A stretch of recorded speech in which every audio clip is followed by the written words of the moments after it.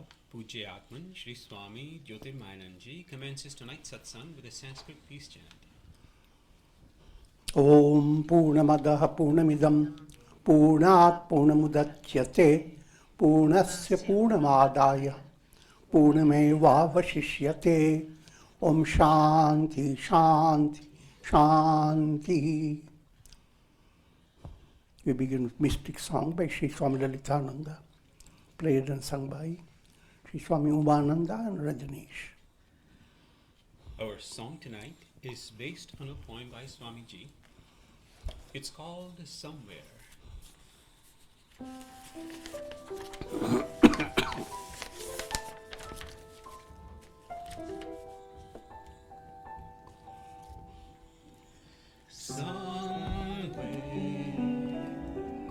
Someone plays the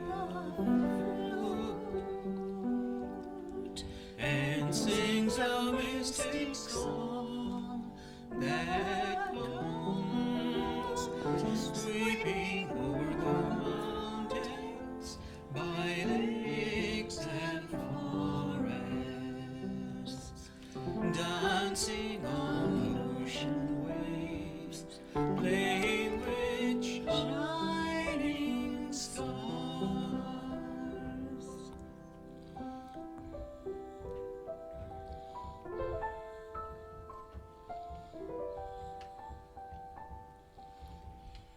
Somewhere, someone beyond the wheel of time is singing a sweet song, and in the early dawn, as I listen, I become one with a song. The world fades like the morning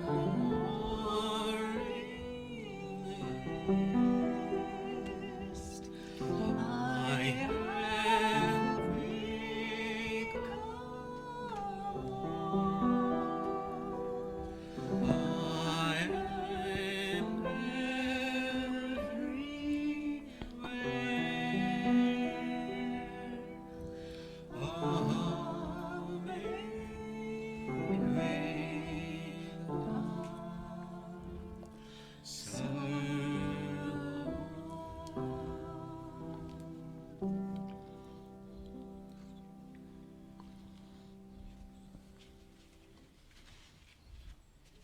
We are recording from the ashram of our revered Guru, Atman Shri Swami Jyotirmayananda in Miami, Florida. Today is December the 5th, 2018, Wednesday evening, and tonight Swami Ji will be lecturing on the Yoga Vasistha. This is series 2018, class number 95. And now Atman Shri Swami Jyotirmayananda. Om Brahmanandam Param Sukhadam Kevalam Jnanamurtim Dvandvatitam Gagana Sadrisham Tattvamasyaadi Lakshyam Ekam Nityam Vimalamachalam Sarvadhi Sakshi Bhutam Bhavatitam Trigunarahitam Sadgurum Tam Namami. Om. Adorations to Sadguru, who is Brahman, the giver of supreme bliss, embodiment of pure consciousness, one without a second, vast as the ether, infinite, eternal, beyond the three gunas and their modifications, the supreme preceptor. Yoga Vasistha,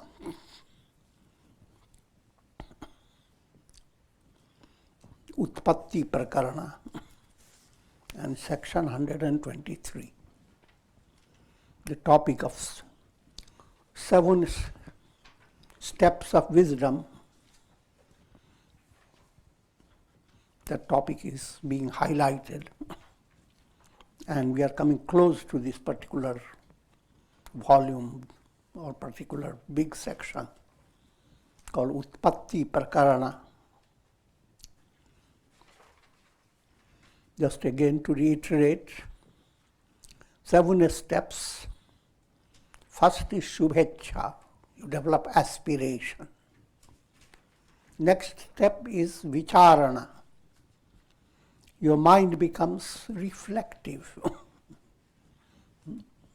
Your mind is always thinking about other things. It is deflective.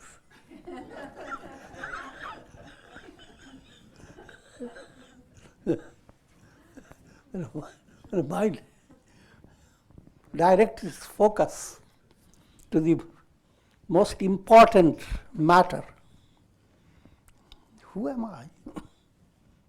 Aren't you most important in this whole world? Look around and figure it out. Who is most important? Unless you are there, first you must be there. So, who are you? If mind becomes interested that way, that's called Vicharana.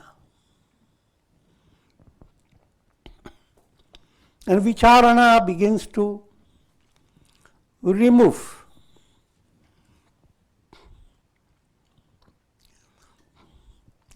negative vasanas, subtle desires that are based upon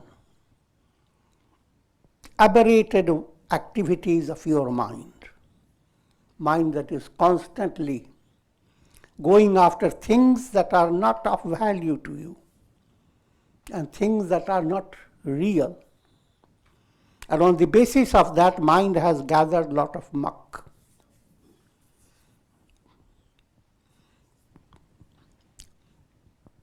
More in a scriptural way, you have developed the subtle desires. They are the basis of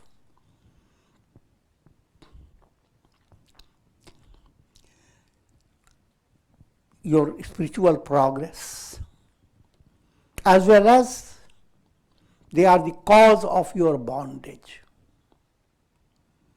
And that makes every person helpless because you do not know your subtle desires. And how do they operate?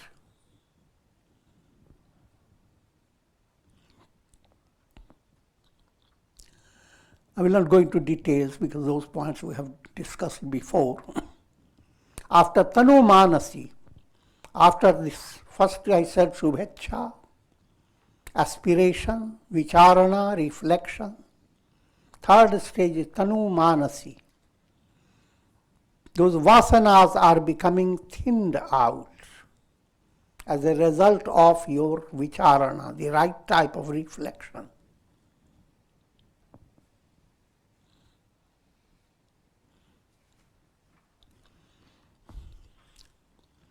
And then this Tanumanasi state leads you to Sattvapatti. Sattvapatti, mind is permeated by light.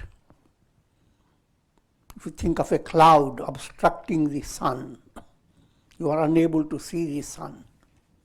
First stage, sun doesn't exist. Cloud has completely blocked. Next stage of seeing the sun, the cloud is creating a refraction of sun's illuminations. Now you are seeing the sun in so many ways. And when the cloud is your vasanas, when cloud begins to thin out, now you have the best experience. Cloud, instead of refracting the sun, begins to praise the sun. Cloud says, look, look, how am I shining? And you say, oh, you are so wonderful, you are shining. No, no, the sun is shining. The Shubha Vasana draws your attention in such a way that you are not glorifying the Vasana, you are glorifying the revelation. Figure that out. Everything is a big puzzle.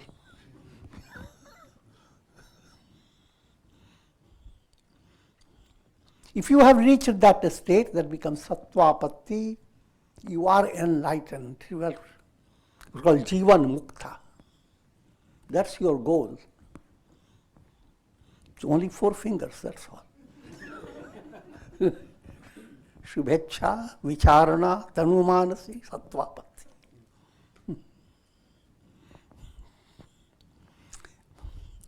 Other 3 stages are just a normal expression without, that doesn't need your effort at all.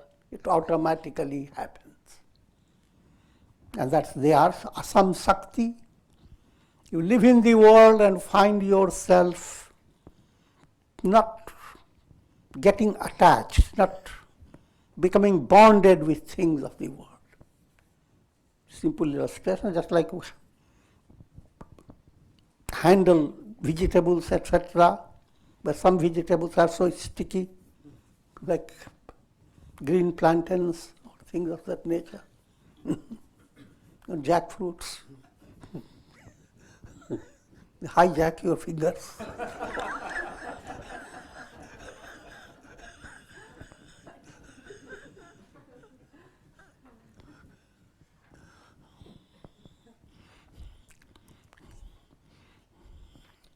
And the remedy is you allow your hands to be oiled. Put some oil in your hand, put some butter in your hand, then work. And what I'm leading to, just make you understand, that symbolizes detachment. Anasakti. Anasakti based upon love of God. God is the reality behind things. On the basis of that, you develop that type of objects do not hold your attention.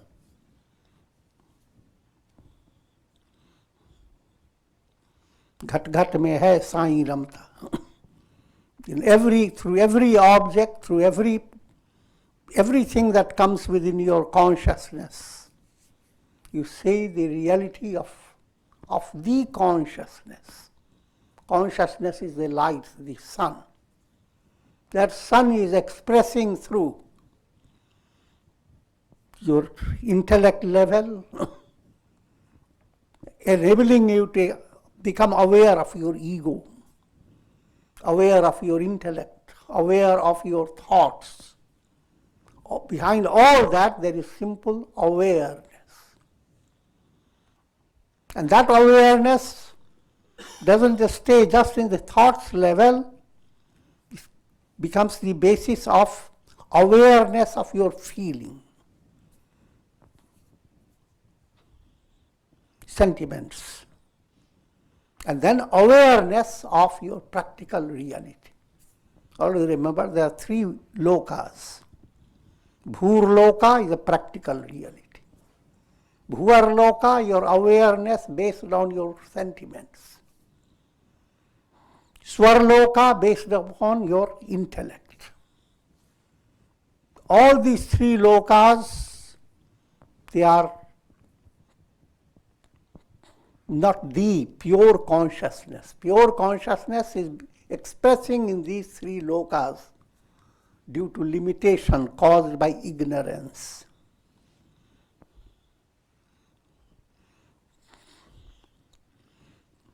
Pure consciousness, just like the sun, causes different layers of illuminations.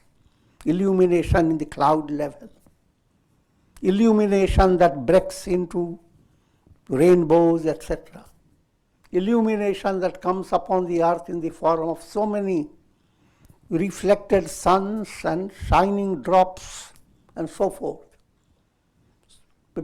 Though you are seeing so many things, but if you ask what is real behind it, the sun. And all this has come from the sun. That's again the use of palabra.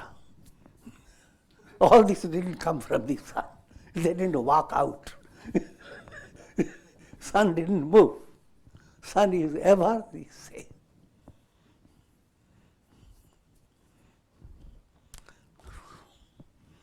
And you live in such a mysterious world that everyone is reminded of this great reality every day. When you go to sleep, you're not using your wonderful mind. Your ego that was always jumping around is not there.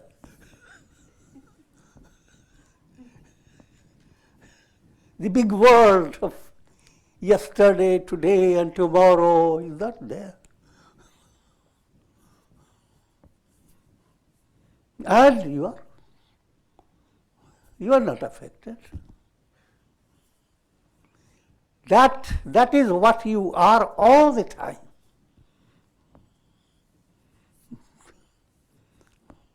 That point has to develop deep. But it is not a matter of intellectual concept. You need to understand it's a spiritual sadhana is a kind of a growth, tree growing. You tell the tree you are. See, little plant you are seeing, a plant of a banyan tree. And it is swarmed by so many things and miserable. Say, don't you know you are the banyan tree?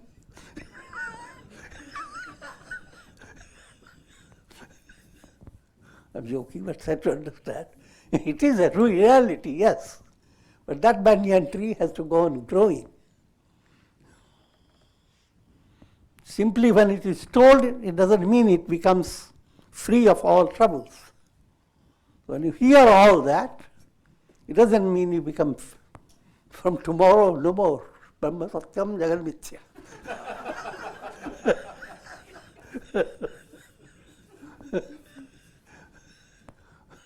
But all this listening helps you to grow. A growing movement has to be understood as your integral yoga in life. How do you spend your time from morning till evening? Allow your subtle spiritual sensitivity to organize your whole personality, how to do your actions, your duties, what type of sentiments you should hold on to, otherwise discard them, how to let your intellect make its research in what direction. Although I will not go into too much detail, but that's what it means. Practicing integral yoga in your daily life and allowing your mind to go on listening, reflecting, meditating. If that happens, these ascending steps develop in your personality without telling you. Look, Tanu Maharshi has come. You are moving away from Shubhecha to Vicharana. There is no such announcement.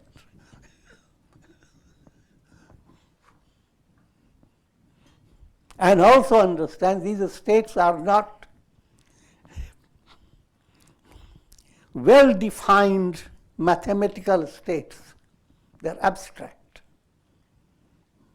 So even if you have reached Sattvapatti state or even Tanumanasi state, your mind will go back to all other states and sometimes can be stateless.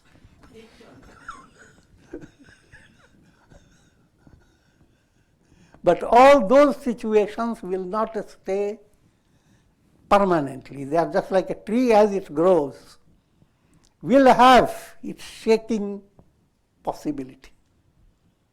If it doesn't have the shaking ability or shaking flexibility, it's unhealthy. Only thing wrong with the shaking, don't break at your root.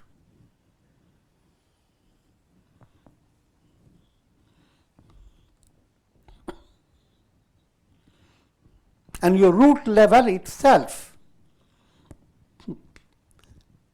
goes on moving into higher and higher status,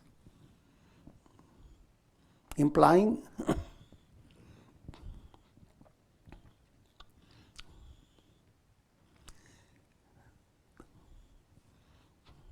if your root was, say, for example, in Kundalini Yoga, started with Muladhara, that's the root.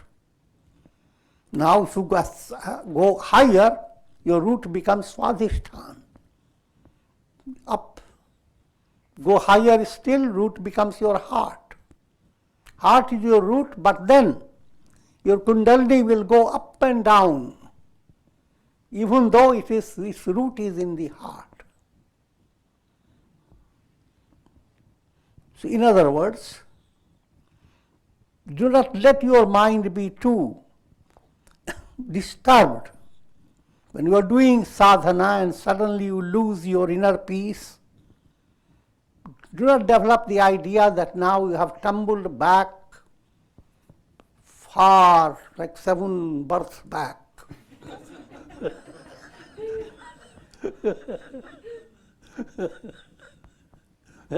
And you are hopeless. You don't think that way. You are simply shaking. So therefore the mantra is wait, watch, wonder. And that ability and that interest in waiting is a healthy sign of progress.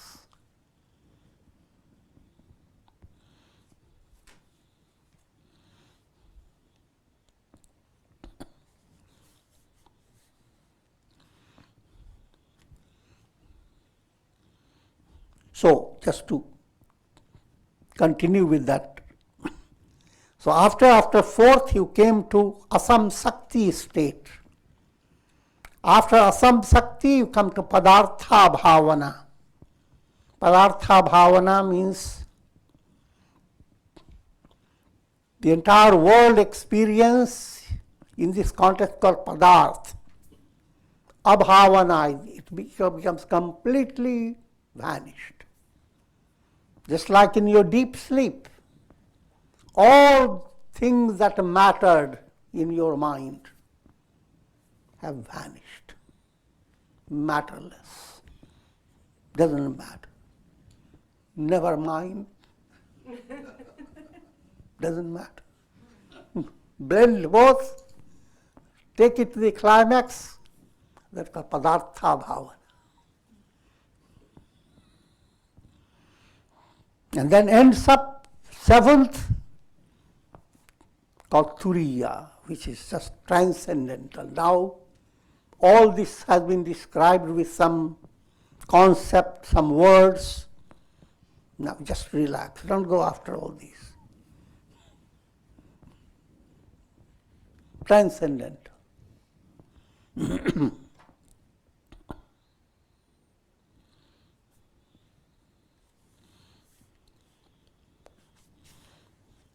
A sage becomes a jivan mukta when he enters the fourth state of sattva patti and continues to experience increasing expansion of the self as his karmas and vasanas are gradually destroyed. Through the sixth and seventh states, he passes on into the state of videha mukti. In other words, he can't hold the body.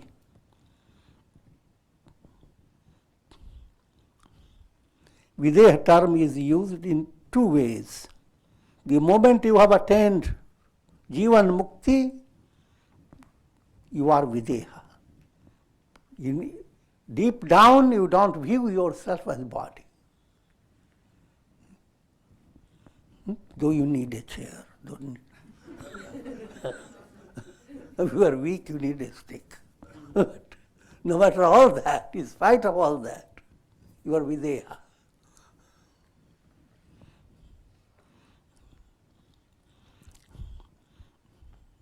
And that's more in an allegorical way. And in a more literal way, you come to a state when the body, physical body is coming to an end. And it ends. Then people speak of what happened to that sage. He was in Jivan Mukta, he became Videha Mukta.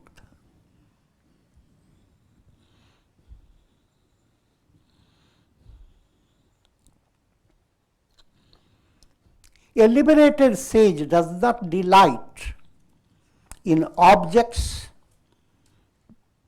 that have been gained, nor does he grieve for objects that have been lost. All this also has to be understood in a profound way. In practical world,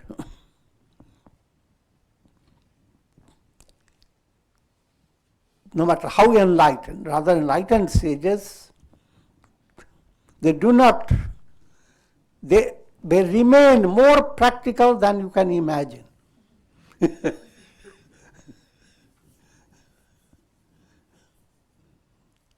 More practical, implying your sensitivity increases because you are looking at the world in a completely objective way. So therefore you are not missing any point. But if you are not highly advanced, they are not looking at the world, you are looking at according to your interest. Is this person interesting? Then let me look at it. Not interesting? Turn that way.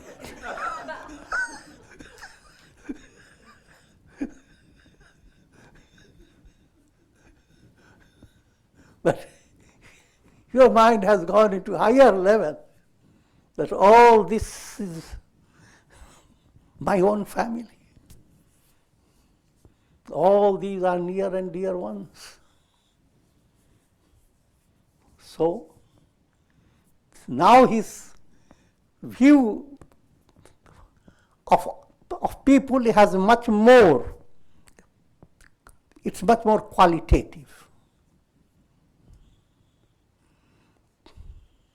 And his activities to help others are much more dynamic. So, what I am leading to understand, a sage will express a lot of delight. He sees someone who has been suffering and his suffering has gone away. A mother sees a child suffering and then child suddenly begins to smile. Tremendous delight.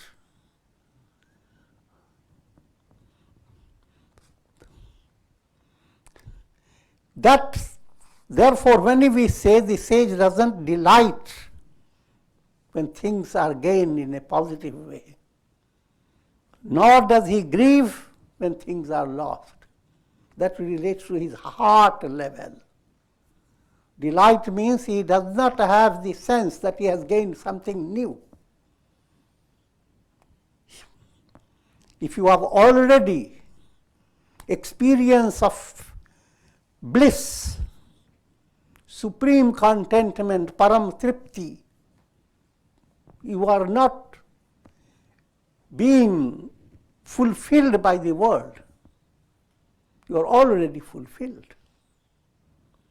But in your practical dealings with others, you will have much better affection to people, much better good-heartedness towards, more gentleness, more tenderness, more joyousness, all will express better than before.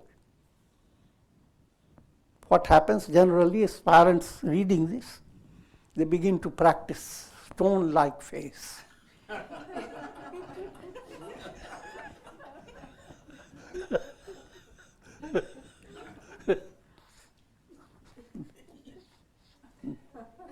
Someone says, good news is there.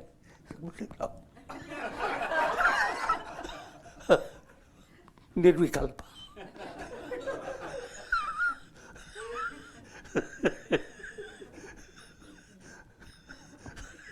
So that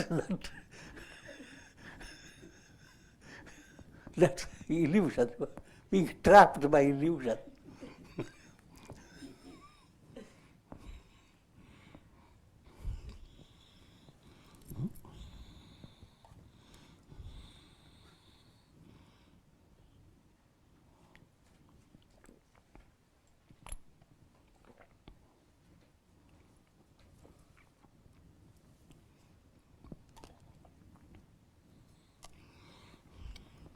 So keeping this in view, understand that your deeper rootedness, that remains unaffected, gain or loss.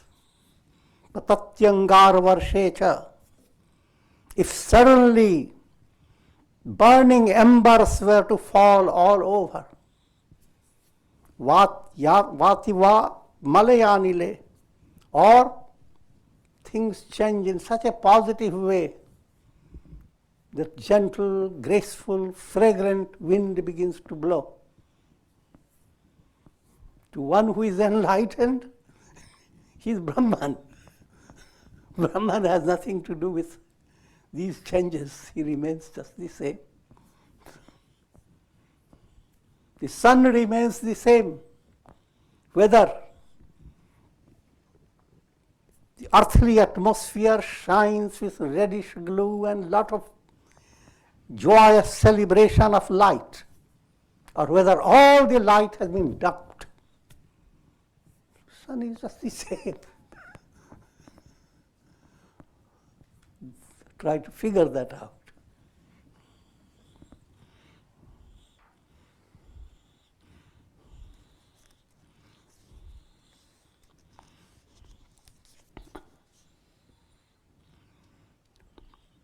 He is contented with whatever nature presents to him in daily life.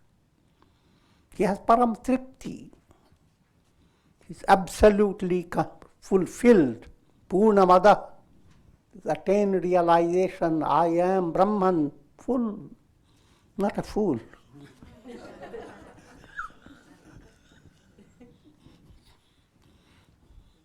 He is ever free from fear, attachment and anger,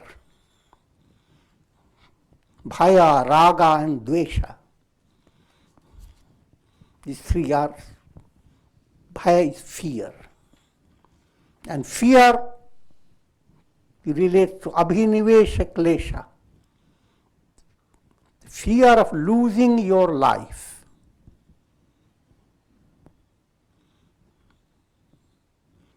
Everyone is gripped by it. And no matter how advanced you are, that fear will operate. But only thing is, if you are advanced, fear will give you a shaking movement. You will not be shaken from the root. If you are not so advanced, fear gives you a slap, breaking movement.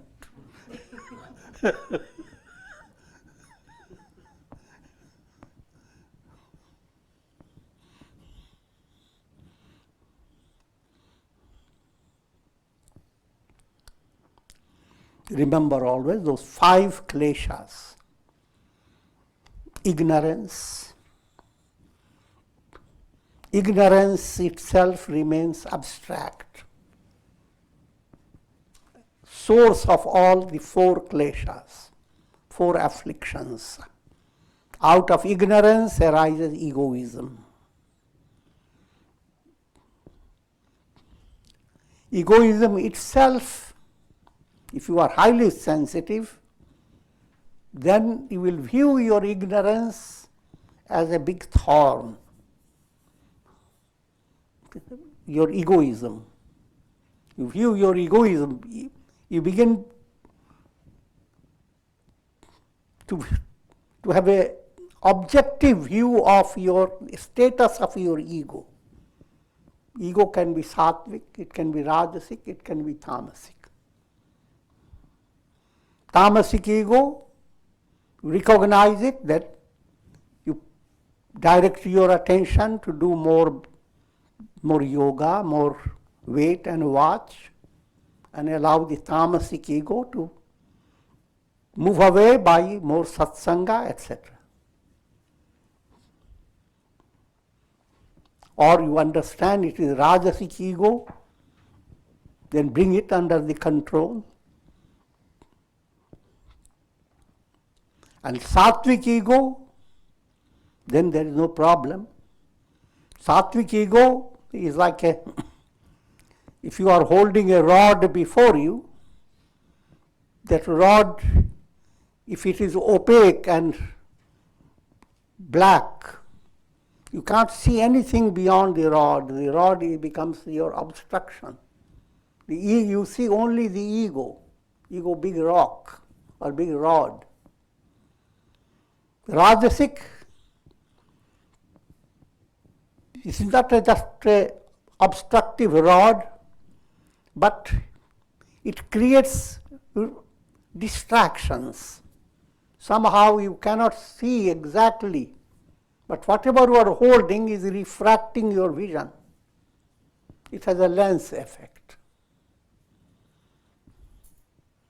Sattvic, it is so transparent that though you are holding it, you are seeing far beyond the rod. It is not obstructing your view. Again, I have defined it in a quick manner, but in experience, these three are blended in every individual. You do not suddenly wake up with completely sattvic ego.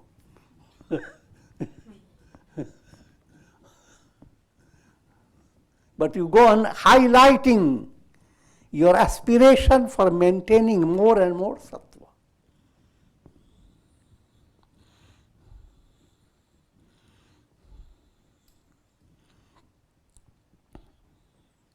So, handling ego I was describing. Raga and dvesha come to another level.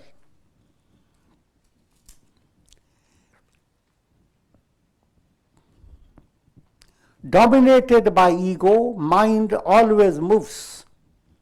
Mind does not have serenity. It always swings. A situation that brings some sense of pleasure, you swing to it. You want that situation to continue. You want that force to continue with you. That's called raga. You want to hold on to it. Similarly, something happens that takes you away from your happiness. Then you hold on to your mind to negate it, not to look at it, dump it, send it to hell. That's dvesha. Mind is so busy doing these two things that it loses the opportunity for practicing serenity. Serenity, mind is not working upon what you have gained and what you have lost, nothing. Mind is simply enjoying its calm reflection, moving into sleepless sleep.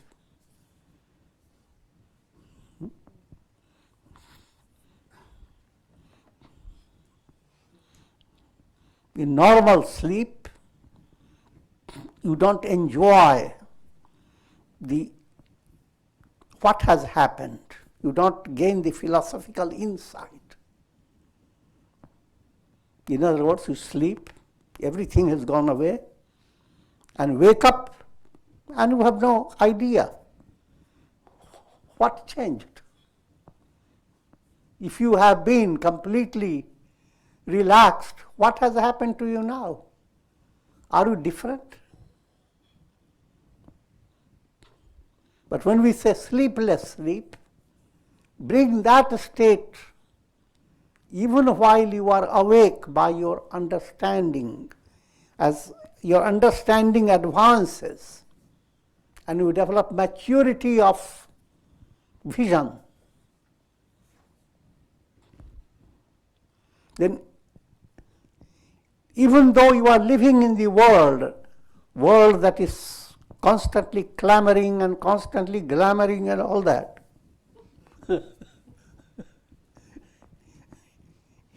as if you are in deep sleep. If that's not easy to understand mauna. You are entering, diving to deep dumbness and mauna. Silence. Silencio.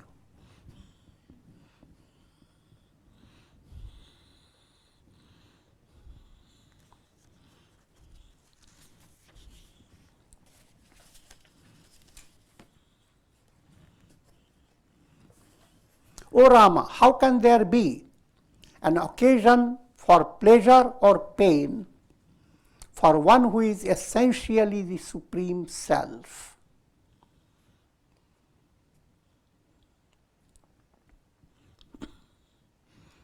Here we are being given to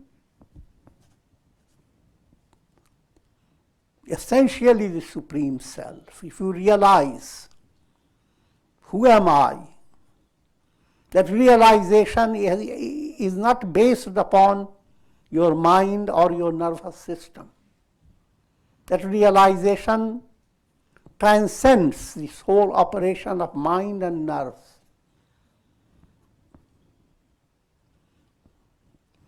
Prior to realization, your mind and your nervous system come to such a state of purification, just like cloud comes to a state of fleecy state, allowing the sun to pass through. So your mind, your nervous system, they become aligned in such a way that revelation occurs.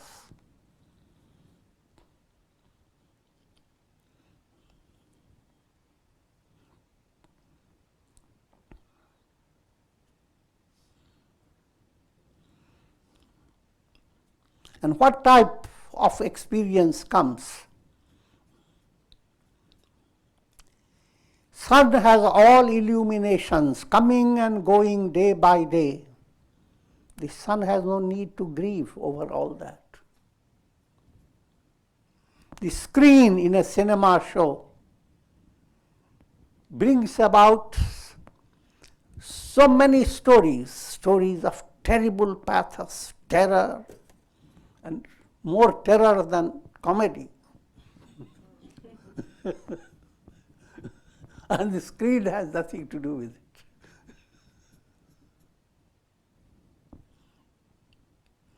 The sky gathers in itself lots of clouds, positive and negative.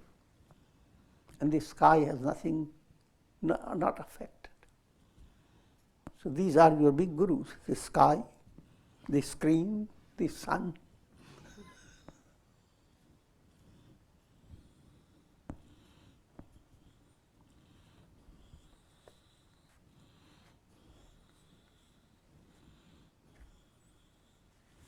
That's what you are, Vasistha says to Rama. Devoid of impurities, devoid of distractions, free of the veil of ignorance, self-effulgent and indestructible. You have no friend or relative.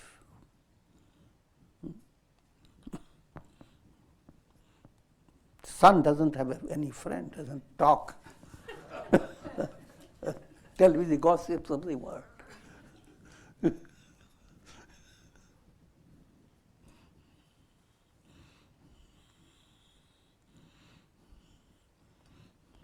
You are the Supreme Self, and you cannot experience grief at the loss of relatives.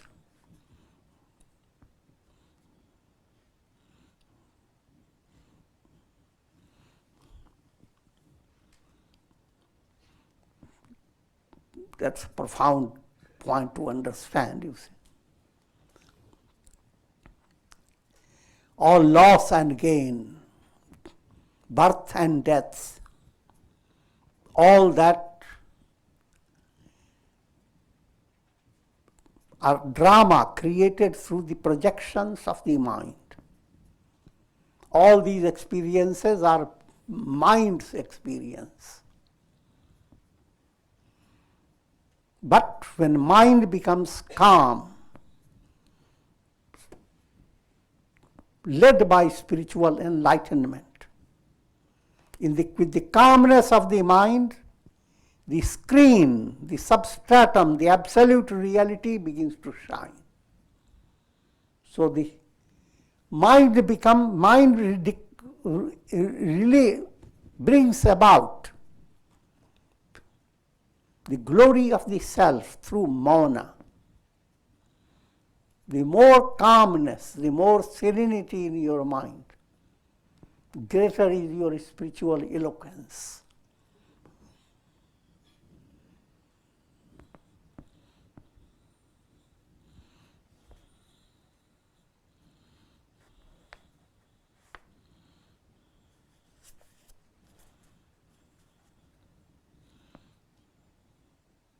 Only as long as relatives and dear ones are considered bodies will they need to be grieved for.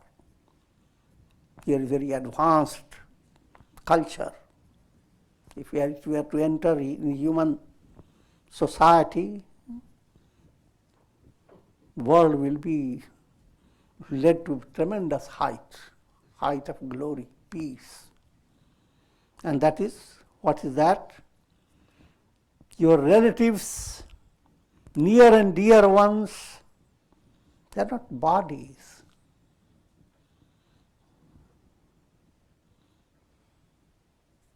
That doesn't mean that you don't respect their bodies. But let me dramatize it, what it means. People generally they cannot handle death. Near and dear one is with you, and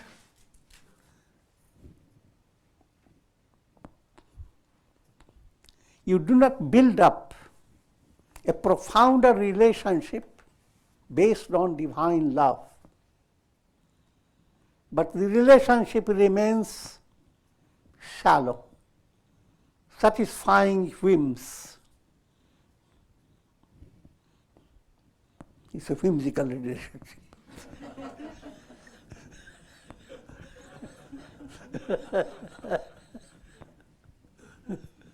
When relationship matures, then you cut down your whim and you begin to really try to understand what will help the person towards whom you have tender love.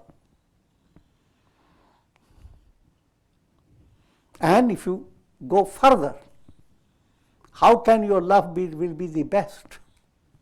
God expressing through all souls. So, through your goodness towards anybody, you are connecting yourself to God. And people are, those who are being helped by you, they are providing you with opportunity. So you begin to view your good actions not with a kind of a subtle ego that I am very compassionate, I am tender-hearted. These people are crude-hearted.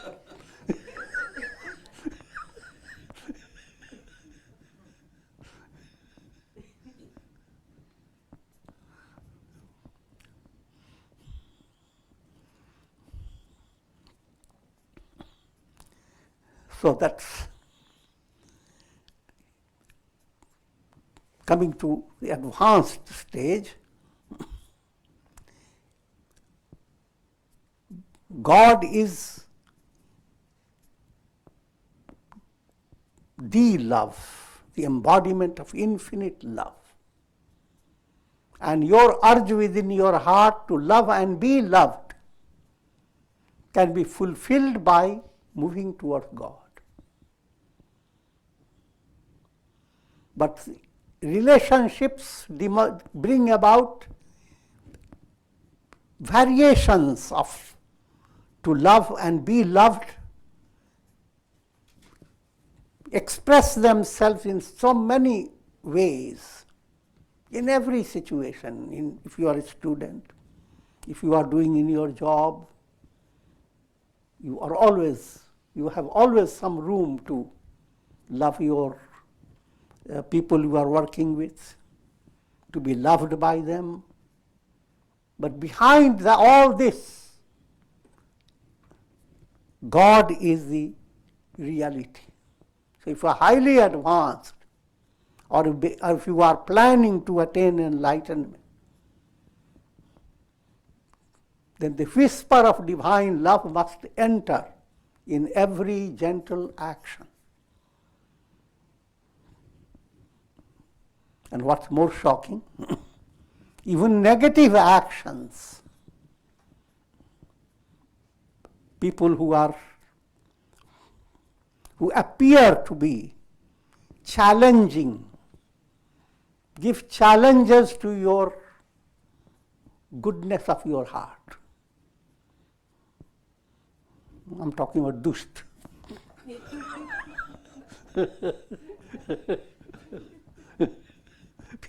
People who are too blunt, crude, too rude. Even towards now, if you are highly advanced, you understand that such personality is sick.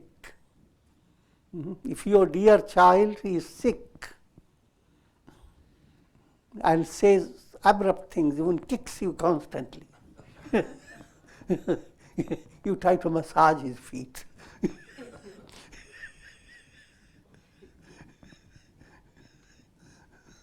That profound ideal has to enter into your heart, and you have to have guts for it. And as you advance, God gives you all that. Nothing is impossible. It becomes easy. And when you see that type of display of character, saintly character that deals with negative personalities in such a way that negativity becomes sublimated.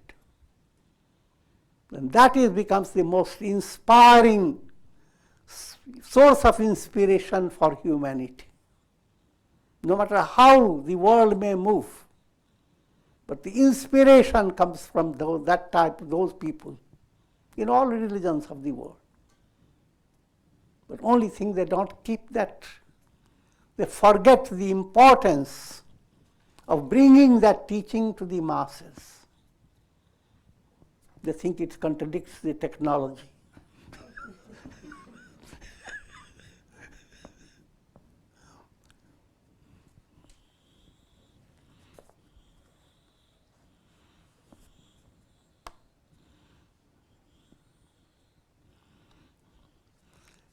Coming back again, relatives and near and dear ones, they are all souls. In life and after death, both ways, do not dump grief over them.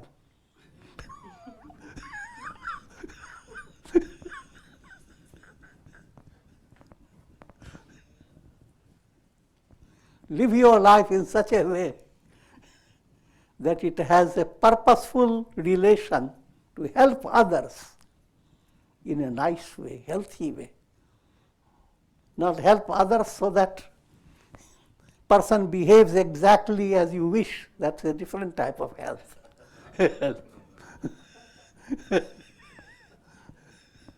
But helping others to be free. If that type of, again, that switching from a lesser type of dealing with people to higher is a gradual movement. And you always make errors and you try to correct them. But that's beauty of life. Do not stay with error. Go on correcting it.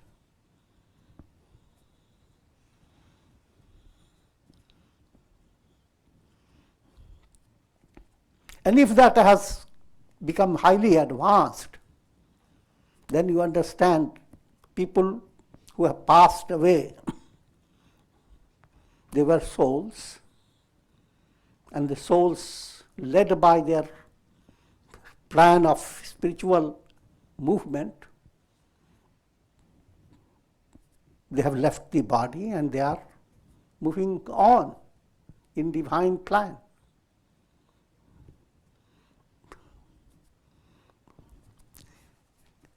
They should be celebrated.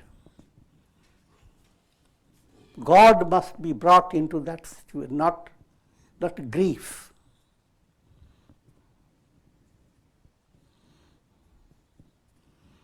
But again, I'm talking about very high ideal, and can't expect from normal society. So then, sages also adopt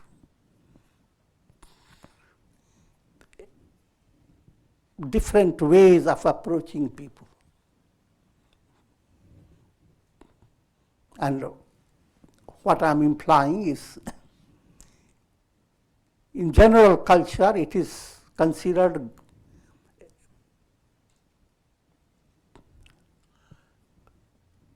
normal and commendable that people grieve over someone who is dead. And there are people who sometimes employ people who shed tears.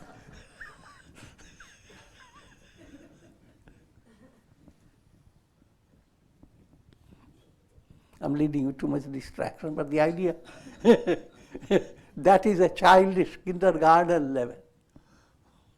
The real way is to understand in your heart the soul has not died.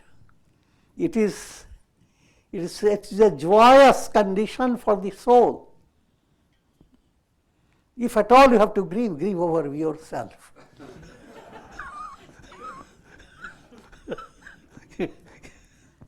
Someone has faced his life, moved away.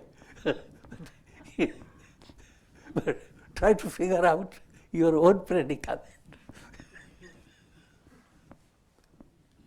And there again, I'm joking. You are soul. Same applies to you. You don't have to grieve over it. Your body came to you, it was not your headache. God planned your body. And it shouldn't be your headache if God takes the body away. The movement must be sahaj, spontaneous. So do not let your mind go on worrying about what will happen if I get paralyzed. What will happen if I'm 90-year-old? See, human mind goes on imagining. And a lot of fear enters the heart. What will happen to my money? And so forth.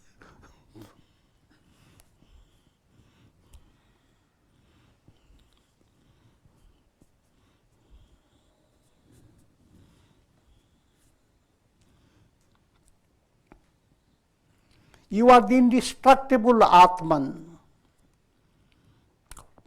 Why then should you entertain the thought, I am the mortal personality?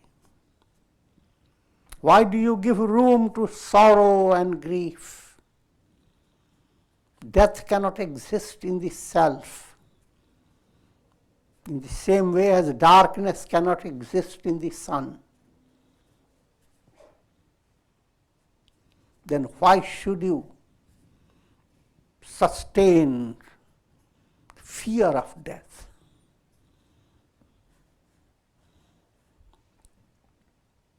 All objects of the senses, whether it be smelt, seen, touched, tasted or heard, are in reality the self. The powers of the mind and the senses are not different from the self, who is the repository of all powers.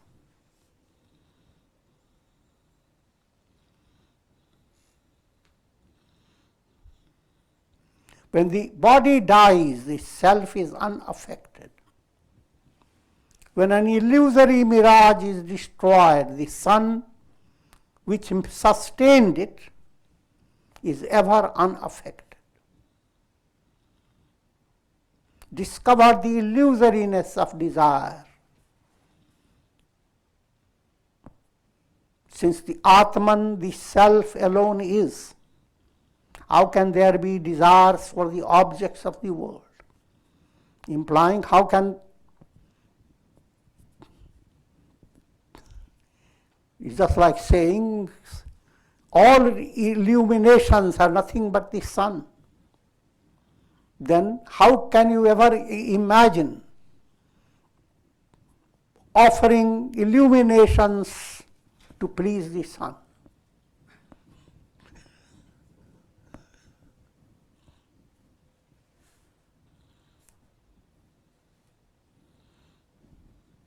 O Rama, the three worlds have arisen due to Maya. Three worlds, same word. Physical reality, reality based on sentiments, and reality based on your intellect. Bhur Swa. Consisting of three gunas, sattva, rajas, tamas. When the vasanas are annihilated, one becomes free of Maya and discovers the self to be the non-dual reality. Always remember the 3 points. Manonash. When a mind becomes free of swinging, it swings, but mind remains balanced, serene. That state is manonash. It matches up with purity of vasanas, subtle desires that are not sustaining the kleshas, ignorance, egoism, etc. And finally, the veil of ignorance is removed.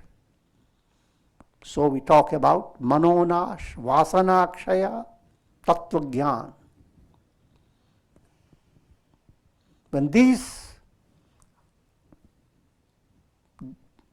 these three have become attained, soul is absolutely free.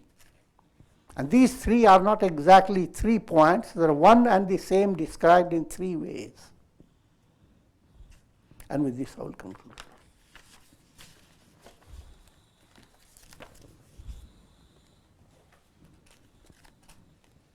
Om Trayambakam Vijamahe Sugandhim Pushti Vardhanam Urvarukma Bandhanan Mrityor Mukshiyama Mritat Sarve Bhavantu Sukhina Sarve Santu Niramaya Sarve Bhadrani Pashyantu Ma Kashchid Dukha Bhag Bhavet Om Purnamadaha Purnamidam Purnat Purnamudachyate Purnasya Purnamadaya Purnamevavashishyate Om Shanti Shanti Shanti Om Hari Om.